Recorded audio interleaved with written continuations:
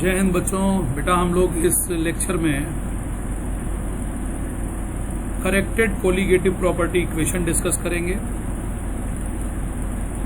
और want of factor application पे जो न्यूमेरिकल जिस तरह के हमारे बोर्ड्स में आते हैं, चाहे जो कॉम्पिटिशन्स में आते हैं, उसको हम लोग थोड़ा यहाँ पे डिस्कशन करेंगे।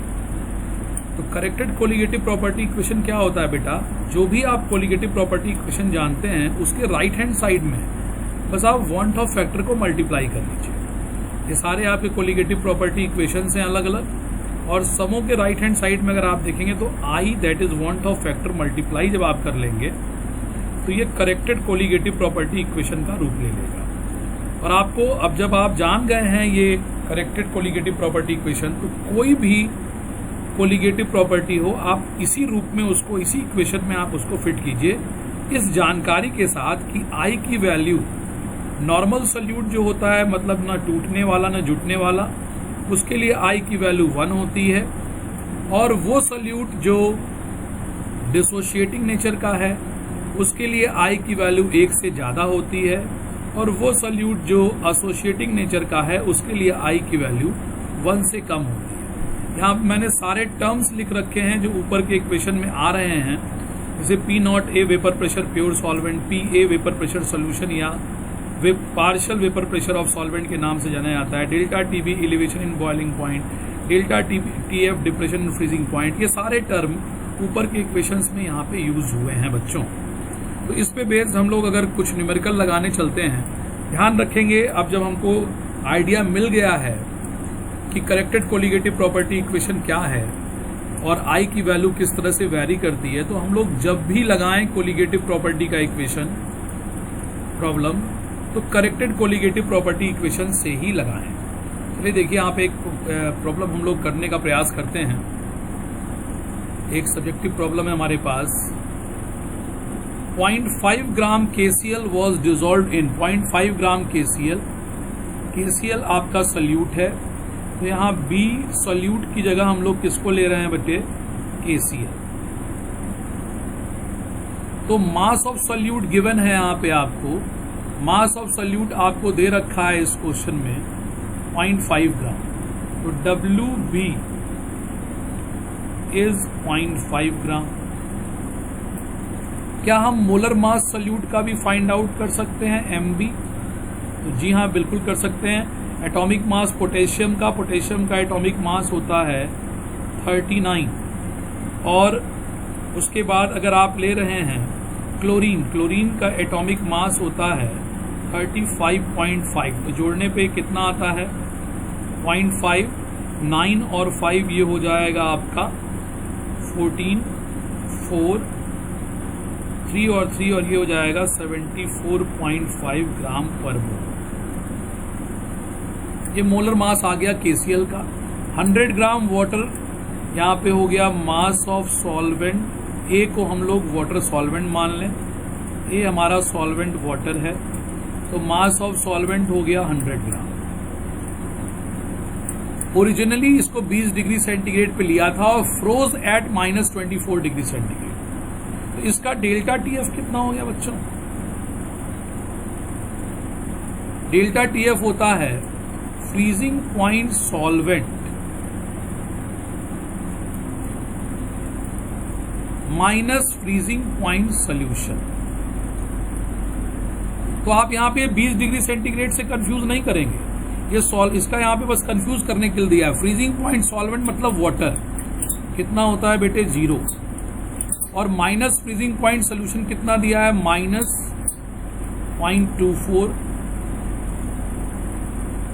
ये तो ये आपको आ गया 0.24 डिग्री सेंटीग्रेड। और जरूर मैंने आपको बता रखा है कि डेल्टा TF चाहे डिग्री सेंटीग्रेड में लीजिए चाहे केल्विन में लीजिए, दोनों के मैथमेटिकल वैल्यू पे कोई फर्क नहीं पड़ता, तो डेल्टा TF इस केस में 0.24 केल्विन हो जाएगा। क्या पूछ रहा है? Calculate percentage ionization. Percentage ionization या परसेंटेज डिसोसिएशन कह सकते हैं आप इसको। आपसे इस क्वेश्चन में परसेंटेज अल्फा के बारे में पूछा गया है। KF जो पर केजी सॉल्वेंट पे होता है उसकी वैल्यू 1.86, केल्विन केजी पर डिग्री सेंटीग्रेड लिखना दिया था यहाँ पे, तो केल्विन केजी यूनिट के लिए आप कर सकते हैं केल्विन केजी पर केल्विन केजी पर मोल या पर मोल आप इसको लिख लीजिए, ऐसे लिख सकते हैं हम उसकी वैल्यू। तो ये हो गया 1.86 केल्विन केजी मोल इनवर्स। अब हमारे पास फॉर्मूला क्या होगा भाई, हमारे पास KCl किस प्रकार का सॉल्यूट है देख सकते हैं आप। KCl is similar to that of NaCl।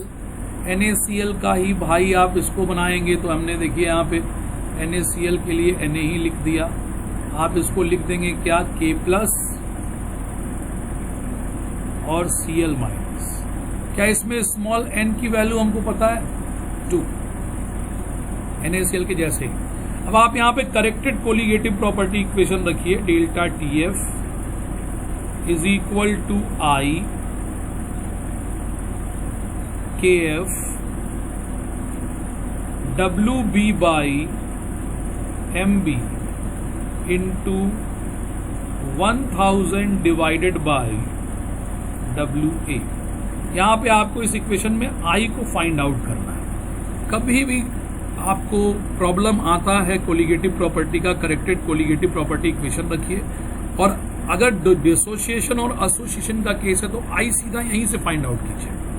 अब I की वैल्यू क्या आ जाएगी, डेल्टा TF की वैल्यू आपने रखा कितना है बेटे 0.24 is equal to I KF की वैल्यू 1.86, WB कितना दिया है 0.5 इंटू 1000 डिवाइडेड बाई MB आप जो निकाले हैं, कि करेक्टेड कोलिगेटिव प्रॉपर्टी इक्वेशन लगने के बाद ये MB जो है वो सही हो जाता है, तो सही मोलर मास जो आप निकाले हैं फॉर्मूले से वो यहाँ आप रखेंगे 74.5 अब मल्टीप्लाइड विद WA इज 100। तो यहाँ हम लोगों ने देखा तो ये कैंसिल हो गया आपका 100, यहाँ पे कितना बचेगा बच्चों 10। तो ये I के लिए हमारे पास जो कैलकुलेशन करना है 0.24 इंटू 74.5 डिवाइडेड बाई 1.86 इंटू 5। ये कैलकुलेशन अगर हम लोग कर रहे हैं तो हमारे पास आंसर क्या आता है हम एक बार देखते हैं। 0.24 मल्टीप्लाइड विद 74.5, इसके लिए हमारे पास है बच्चों 17.88 डिवाइडेड बाई 1.86 इंटू 5, ये है 9.3। हम लोग जब इसको सॉल्व कर रहे हैं तो 17.88 डिवाइडेड बाई 9.3, ये आ गया 1.92। I का वैल्यू आ गया 1.92। I की वैल्यू हम लोगों ने यहाँ से निकाली। अब हम आ जाएं अपने इक्वेशन में, अल्फा डिग्री ऑफ आयोनाइजेशन आपको निकालना है, परसेंटेज आयोनाइजेशन। हमारे पास इक्वेशन है डिसोसिएशन वाला, क्या I-1 divided by n-1। I की वैल्यू है 1.92 माइनस 1 डिवाइडेड बाई n की वैल्यू कितनी आई थी इसमें 2, यहाँ लिखा है 2, n2 माइनस 1, तो अल्फा कितना आ रहा है बच्चों, अल्फा आ रहा है 0.92। तो पर ये आगे आ गया डिग्री ऑफ आयोनाइजेशन। आयोनाइजेशन एक प्रकार का डिसोसिएशन ही होता है, तो अल्फा का नाम हुआ डिग्री ऑफ, आप डिसोसिएशन भी बोल सकते हैं लेकिन इस केस में हम इसको आयोनाइजेशन पुकार लें, डिग्री ऑफ आयोनाइजेशन। तो परसेंटेज आयोनाइजेशन या परसेंटेज अल्फा कितना हो जाएगा 0.92 इंटू 100, इट इज 92%। ये हमारा सवाल इसका सॉल्व हो गया बच्चों। ये बेस्ड ऑन डिसोसिएशन ये प्रॉब्लम थी। हमेशा ध्यान रखिए कभी भी कोई प्रॉब्लम आए तो आप corrected colligative property equation use करें और वहां से आप I निकालें और I की मदद से आप अल्फा जरूर निकाल सकते हैं। अगला एक क्वेश्चन हम देखते हैं, इसमें आपके लिए ये एसोसिएशन पे बेस्ड है। 2 gram of benzoic acid 2 gram of benzoic acid dissolved in 25 gram of benzene showing a depression in freezing point equal to 1.62 Kelvin. Molar depression constant Kf of benzene is 4.9 Kelvin kg mole inverse. What is the percentage association of the acid if it form dimer in the solution? मैंने बता रखा है आपको, कोई भी carboxylic acid benzene में dimer बनाएगा।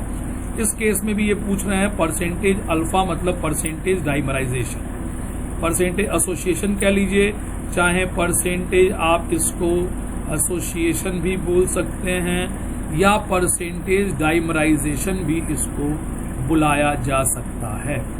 Percentage dimerisation, ये आपसे क्वेश्चन पूछा गया है। चलिए हम लोग कंटेंट लिखते हैं। यहाँ पे हमारे लिए इस बार सॉल्वेंट गिवन है, सॉल्वेंट गिवन है हमारे पास ए हम लोग सॉल्वेंट मानते हैं, इट इज बेंजीन। तो बेंजीन का यहाँ पे आपको WA कितना दिया है बेटे, 25 ग्राम। उसके बाद अगर आपका सॉल्यूट कहा जाए तो सॉल्यूट आपको कौन नजर आ रहा है, हम लोग बी बोलेंगे, it is benzoic acid. Benzoic acid का मैं आपके लिए फॉर्मूला लिख दे रहा हूं, इट इज बी। और बी के लिए WB कितना हुआ बच्चों, WB हो गया हमारे पास 2 ग्राम। क्या हम इसका मोलर मास निकाल सकते हैं, MB निकाल सकते हैं, फॉर्मूला पता है तो बिल्कुल निकाल सकते हैं। 12 या 12 इंटू 7, क्योंकि इसमें टोटल 7 कार्बन है, 6 यहाँ और 7 ये हो गया एक लेके, 5 और 1 6, 1 इंटू 6 इसमें हाइड्रोजन से हो गया, और ऑक्सीजन के एक का एटॉमिक मास 16 इंटू 2।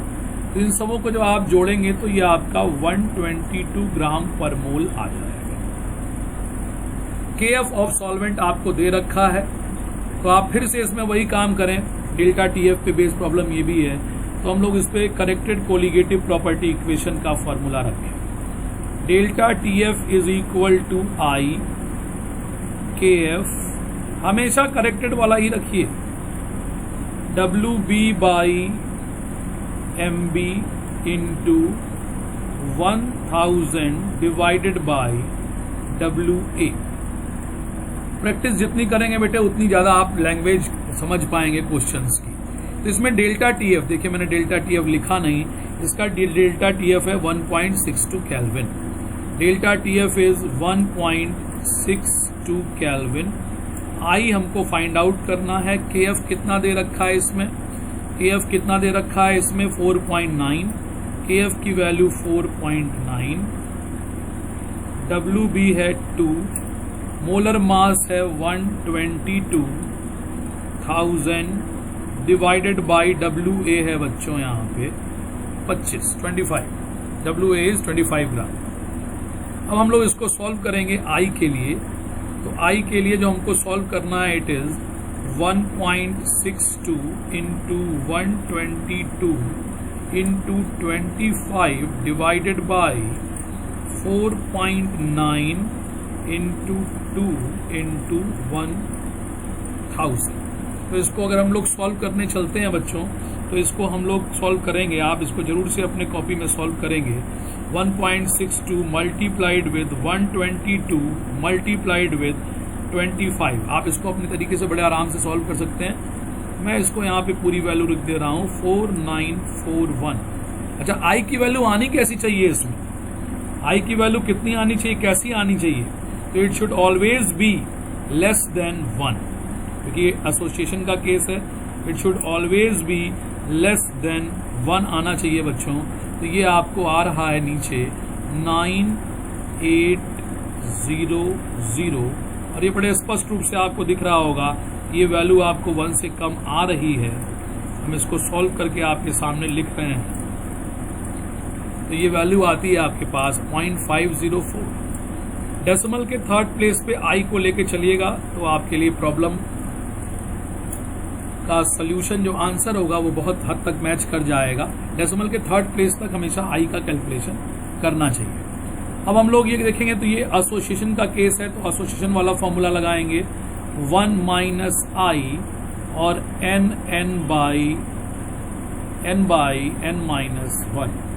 क्योंकि डाइमराइजेशन है तो डाइमराइजेशन के लिए n की वैल्यू कितनी होती है, 2 होती है। कैसे पता, तो हम लोग इसको पहले लेक्चर में देख चुके हैं। अब हम यहाँ पे क्या करते हैं बच्चों, अल्फा हमको निकालना है, डिग्री ऑफ एसोसिएशन निकाल लें तो 100 से मल्टीप्लाई करके परसेंटेज एसोसिएशन आ जाएगा। तो हमने यहाँ क्या किया, 1 minus 0.504 multiplied with 2 divided by 2 minus 1। तो यहाँ पे हमारा क्या आ रहा है, अल्फा। बड़े आराम से आप इसको देख सकते हैं, कितना आ रहा है बच्चों, 0.992।